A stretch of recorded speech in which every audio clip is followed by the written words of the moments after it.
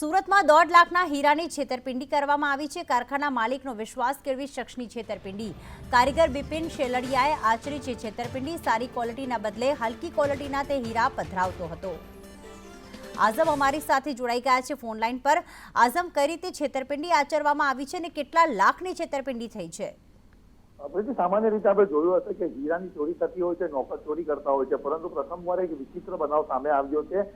મંદી વચ્ચે સરીન ડિપાર્ટમેન્ટમાં કામ કરતો જે ઈસમ છે તેનું કારસ્તાન એવું સામે આવ્યું છે કે કારખાનાના માલિકનો વિશ્વાસ કેળવી લીધો હતો અને ત્યારબાદ એનો વિશ્વાસઘાત કરી નાખ્યો છે। સારી ગુણવત્તા ક્વોલિટીના હીરા જે હોય છે તેને બદલી નાખવામાં આવતા હતા અને હલકી ગુણવત્તાના હીરા જે છે તે મૂકી દેવામાં આવતા હતા।